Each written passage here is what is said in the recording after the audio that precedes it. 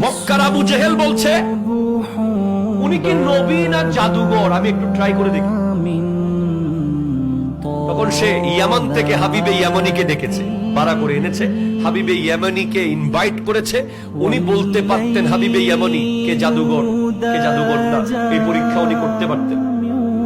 হাবিবে ইয়ামানি আসার পরে বলে আপনি কি নবী নাকি অন্য কিছু? বলে আনা নবিয়ুল্লাহ। বলে তাহলে আপনি একটা কাজ করেন দেখি, জাদুঘর হলে দুই জায়গায় কাজ করতে পারবে না, একটা হলো আকাশে একটা হলো কলবে। জাদুঘরের ক্ষমতা এই দুই জায়গায় নাই। বলে ঠিক আছে, আপনি যদি নবী হন দেখি আকাশের চারটা দুই টুকরো করে দেখান।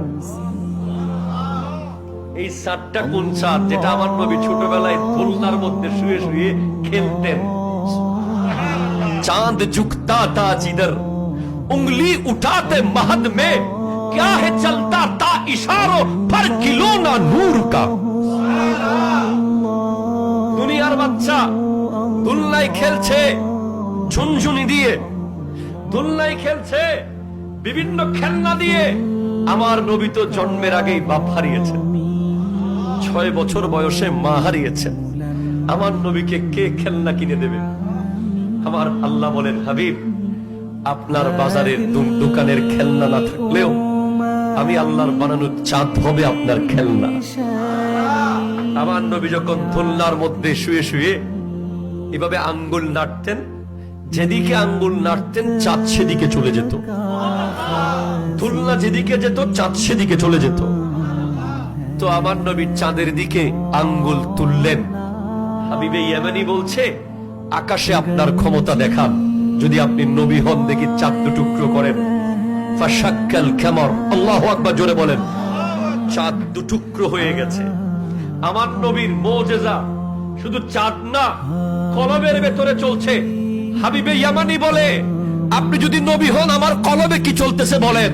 বলে হাবিবে ইয়ামানি, তোমার বাড়িতে ইয়ামানে তোমার একটা মেয়ে আছে, যেই মেয়ে প্যারালাইজ, রোগী, অসুস্থ। যাও দেখো তোমার মেয়ে সুস্থ হয়ে গেছে, মুসলমানও হয়ে গেছে।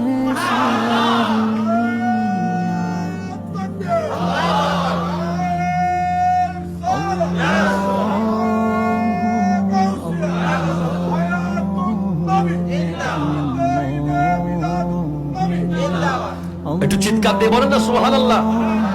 হাবিবে ইয়ামানি আবু জেহেলকে বলে কথা পরে কমু, আগে যাই। যেই মেয়ে বিছানা থেকে উঠতে পারে না, সেই মেয়ে কেমনে সুস্থ হইল দেখি। যায়া দেখে দরজায় যখন নক করেছে, ওই প্যারালাইজ মেয়ে এসে দরজার খিল খুলে দিছে। বলে বাবা ঘরে পরে ঢুকেন, আগে কালিমা পড়েন, লা ইলাহা ইল্লাল্লাহু মুহাম্মাদুর রাসূলুল্লাহ সাল্লাল্লাহু আলাইহি ওয়াসাল্লাম। বলে মা তোমাকে এই কালিমা কে শিখালো? বলে একটু আগে একটা নুরানি চেহারাওয়ালা জাত এসে আমাকে দোয়া করে সুস্থ করে দিয়েছে, মুসলমানও বানিয়ে দিয়েছে।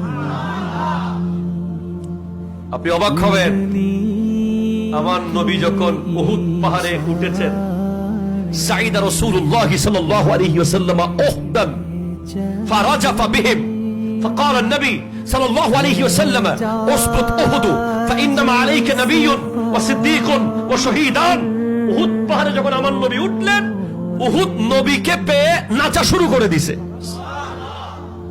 নবীজি বলছেন জাবালুন উহুদুন ইউহিব্বুনা ওয়া নুহিব্বু ওয়া হুয়া বাবুম মিন আবওয়াবিল জান্নাহ। উহুদ পাহাড় আমাকে ভালোবাসে, আমি উহুদ পাহাড়কে ভালোবাসি। উহুদ পাহাড় আমার কথা শোনে, কথা বুঝে, আমার সাথে কথাও বলে।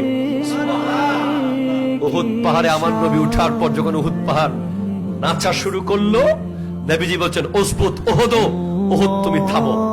ফাইন্নামা আলাইকা নবিয়্যুন, তোমার পিঠের উপরে একজন নবী দাঁড়িয়ে আছে।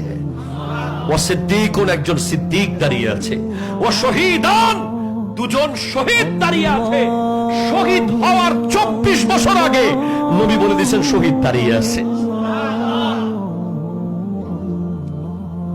আমার নবী যাবেন হিজরতে।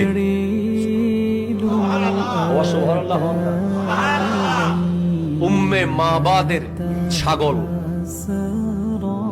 যেই ছাগলের দুধ দেওয়ার কোনো টাইমই নাই, বাচ্চাও নাই, কোনো নিয়মই নাই। এখন নবীজি বলছেন, আবু বকর সিদ্দিককে বলেন না ওই ছাগল দুধ দিলে তারা খুশি হবে কিনা। আমার নবীর সাদাকায় যেই ছাগলের দুধ দেওয়ার কোনো সম্ভাবনা ছিল না, ওই ছাগলের ওলানের মধ্যে দুধ এসে ভরপুর হয়ে গেছে। আমার নবী যখন মদিনা শরীফে গেলেন, সবাই নবী দেখার জন্য দৌড়াদৌড়ি শুরু করেছে মদিনার মানুষ। এক বেদুইন পাহাড়ে থাকে, সে গুইসাপ খায়, সে গুইসাপ একটা হাতে ধরে হাঁটতেছে। তখন লোকজন বলতেছে, ভাই নবী আসছে, দেখতে যাবেন? তখন সে বলে, উনি যে নবী কেমনে বুঝবো? বলে, আপনি এসে পরীক্ষা করে দেখেন না। তখন সে গিয়ে আমার নবীকে জিজ্ঞেস করে, আনতা নবী? বলে, আনা নবিয়ুল্লাহ। জোরে বলেন সুবহানাল্লাহ। বলে, ইয়াতি সুবুত, আপনি যে নবী প্রমাণ দেন। আতা সুবুত, বলে সুবুত ফি ইয়াদাক, ফি ইয়াদিক, তোমার হাতেই তো প্রমাণ আছে। বলে, কি? ওই গুইসাপকে জিজ্ঞেস করো আমি কে। কিতাব এসেছে, ওয়ানা তাকাদ্দাবু বিরিসালাতিহি, গুইসাপের মুখ দিয়ে বলা শুরু করেছে, আশহাদু আন্না মুহাম্মাদান আবদুহু ওয়া রাসূলুহু। একটু জোরে বলেন না।